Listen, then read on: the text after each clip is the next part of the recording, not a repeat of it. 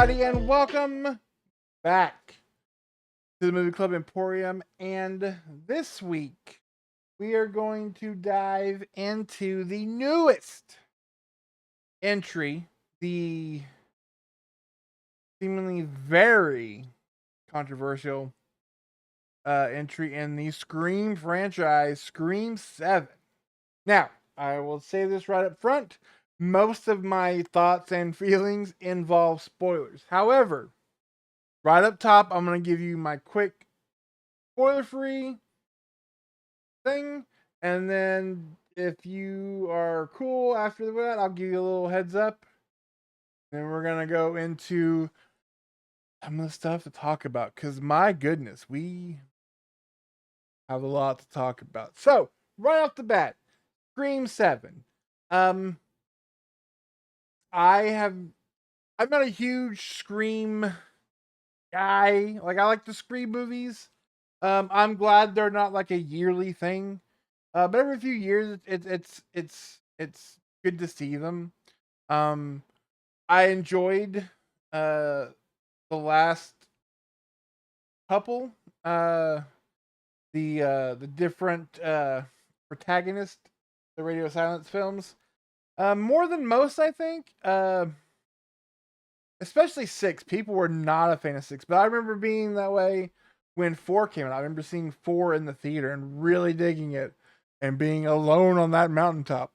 Um, and so I really liked that one, and I thought that 6 really had kind of like a perfect ending to a franchise. Like, if you're going to end this story, Nev got her ever after ending at the end of 5. This is the ending of 6. Hey, 6 movies. Hey, baby. You can't ask for much more than that. And then all the turmoil for what happened. If those of you who don't know, I'm not going to get into it. Just know that things became very heated very fast, and there had to be a lot of changes made very suddenly. And ultimately kind of led to my overall thoughts on the film, and that is this. Watching it today, I am not somebody who is boycotting or review bombing. There's no need to do that. But my goodness, this may be one of the worst screams. And there are things that I liked about it. Again, spoiler free. I feel like Nev Campbell in this movie brought a lot more than she did in 5. 5 really felt overall kind of like we gotta wheel them out to play the hits. Um, and there are scenes and things in this movie that you can definitely tell Kevin Williamson, who went on to write and direct his own things, but like definitely when it comes to Scream, studied at the feet of Wes Craven, because there are a lot of shots and setups in this movie that feel very Wes Craven like. That has obviously been missing from the last 2 films. I will say Ghostface as a killer character has a little bit of his attitude back, and it seems a little meaner in this one. Um, just certain ways he's out and about doing things. Um, there are some really intense chase scenes.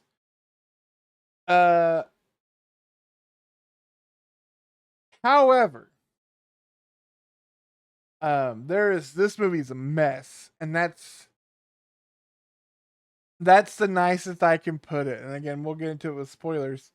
This is not. This is.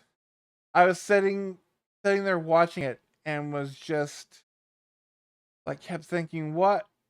Why would you decide to do that? Why would you think that was a good idea? So much of this movie, and I remember getting out and I texted Amber. I said, "I have bad news. This movie, I don't like it. That this is not a good Scream we have here."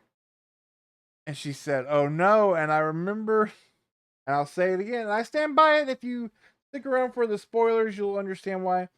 I said, if we look at Scream 6,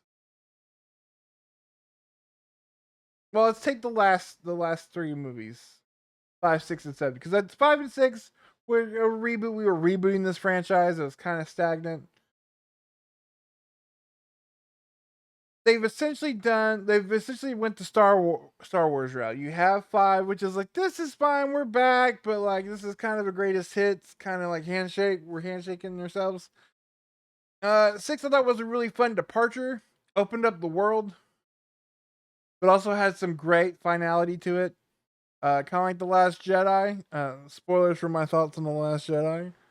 And if that's the case, then to me, this one is The Rise of Skywalker, which is again me sitting in a theater not having any of it.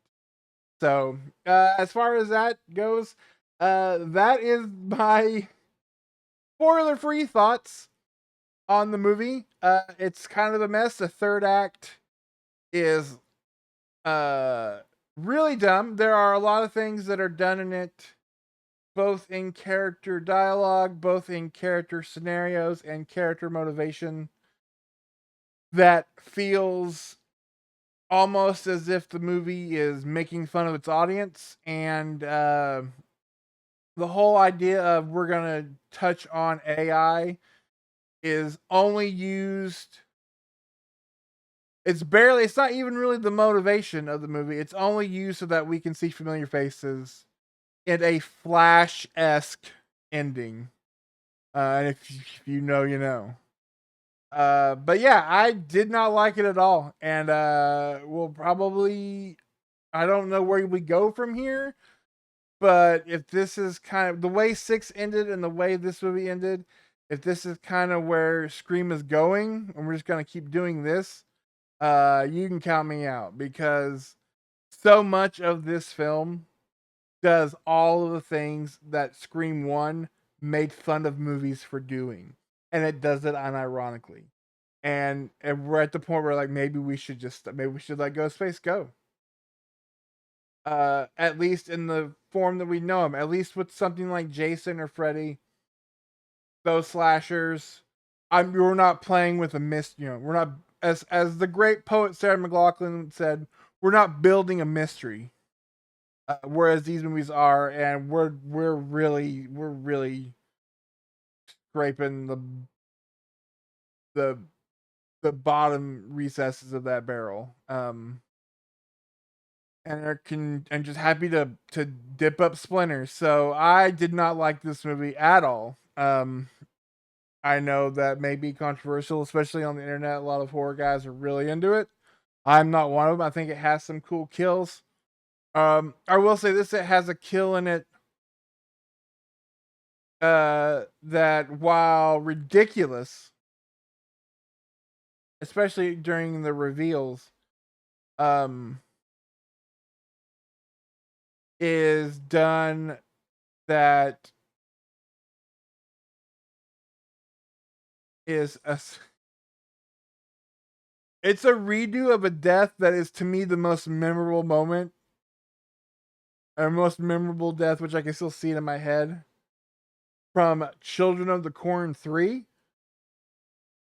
And I will tell you without spoiling it, if you know what I'm talking about, then you're going to survive Ghostface's quiz, because that is a deep cut.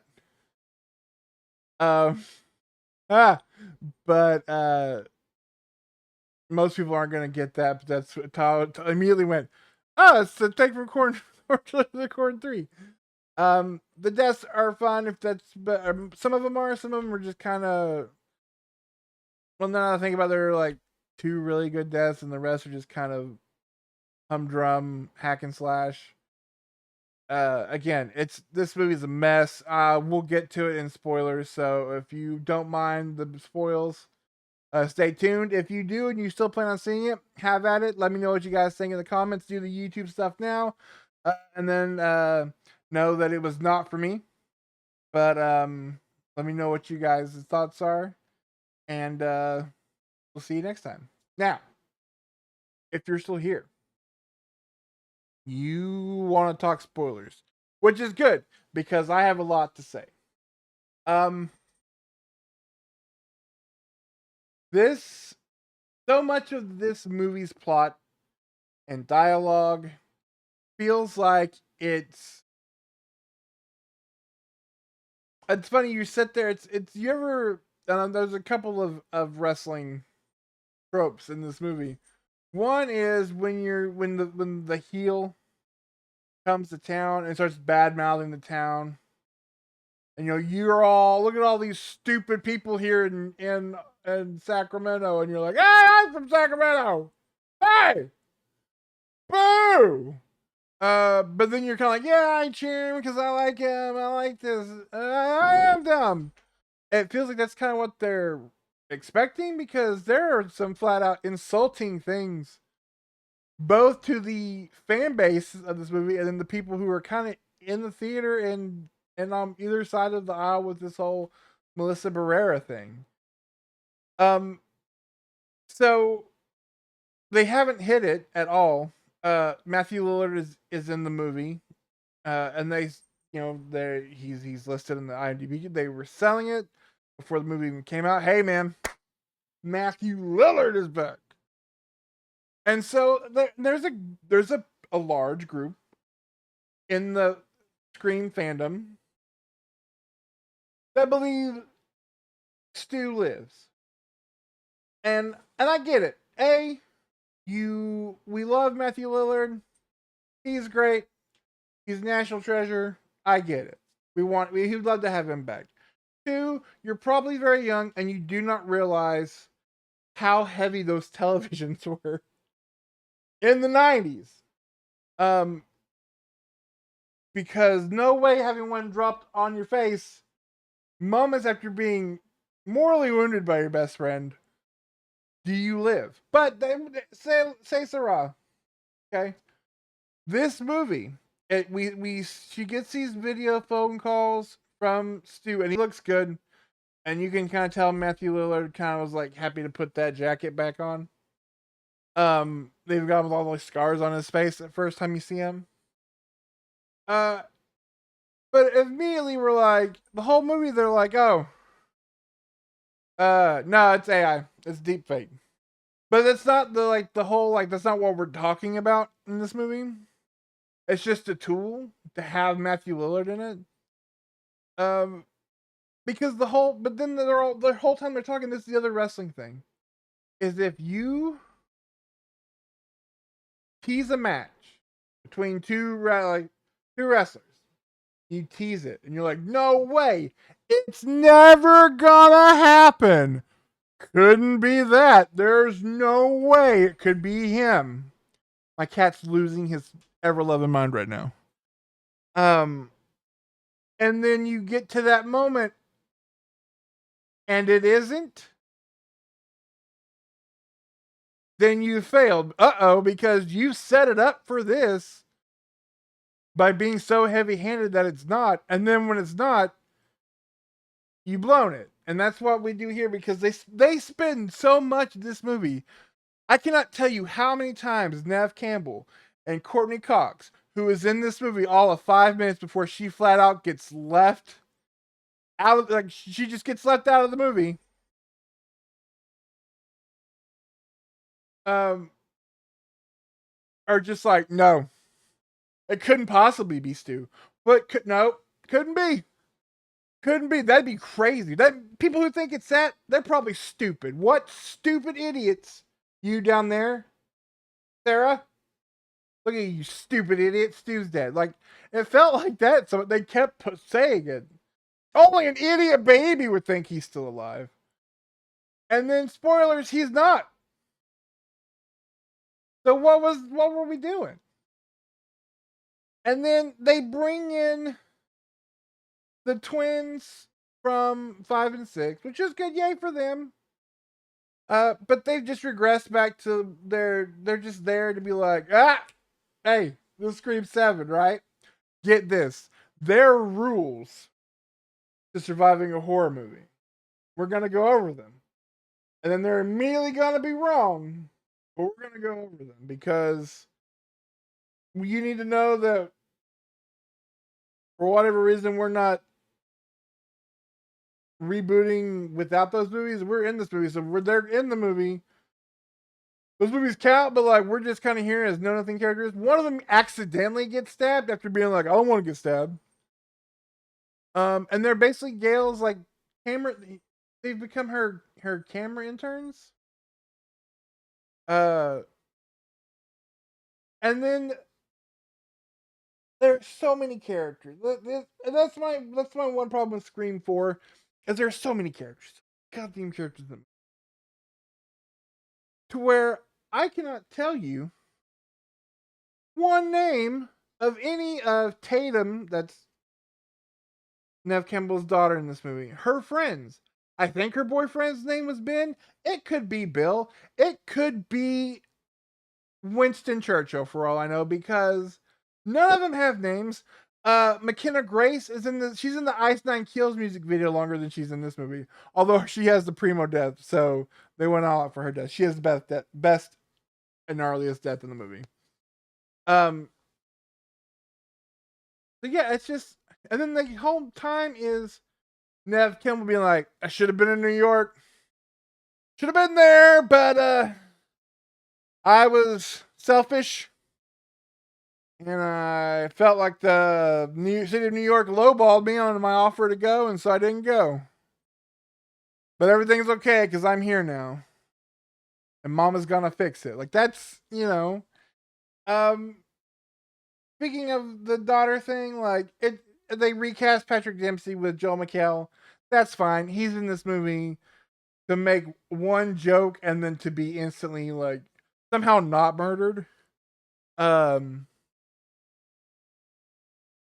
then her daughter, who is the actress I first saw in the, what was that first uh Yellowstone spinoff, the 1880 whatever. She is great. And she's good in this movie. The problem is she's almost 30 years old and she's playing 17. And like, I get post Scream, Kevin Williamson built his mansion on the backs of 20 somethings playing teenagers, but it's real. Like, we've come a long way. Like, there are people of appropriate age. And when she walks up and she's like, I'm in junior in high school, fellow children. And I'm like, no, no, because I saw you voting and then grab an early bird special because that's how old you are when you're barely 17-year-old. You're not 17. Um, and then the ending, and then we'll wrap this thing up, man. Um,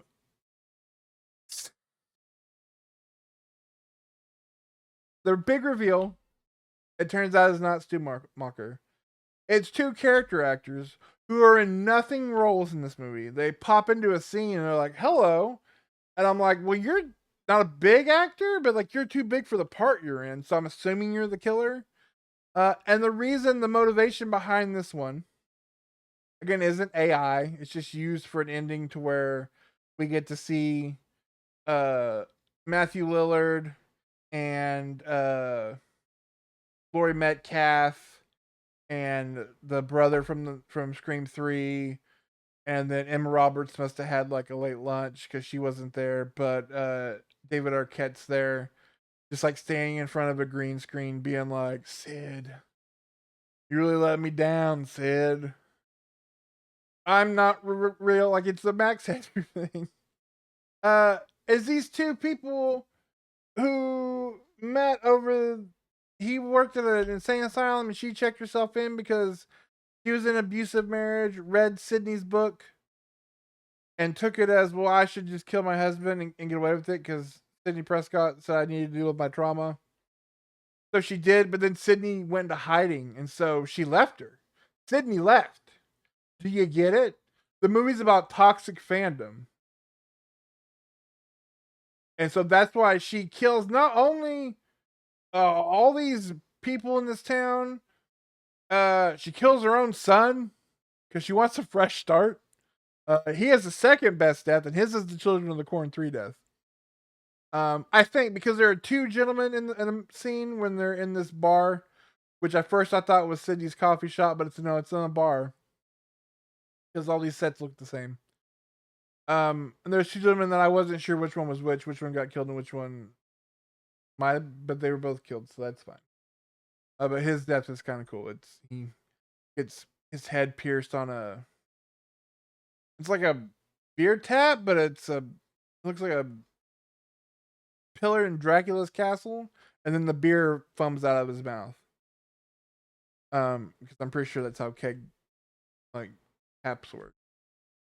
Uh, but yeah, but also the beginning of this movie is about the Schumacher house is being set up as like,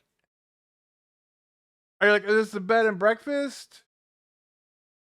An Airbnb, but like there's also like ropes and like animatronics and like all these like notes of like, here's the thing, here's where so and so died, and here's the locket of hair that was left at the crime scene. We have it under plastic, do not touch. Museum type thing. And those ones you see them in the trailer, they are taken out pretty quickly. There's a good homage to Halloween in that scene. Again, Kevin Williamson does some cool stuff. Will you calm down?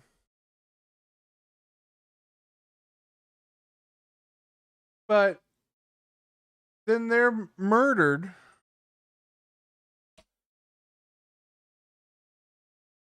And then the house is burned down.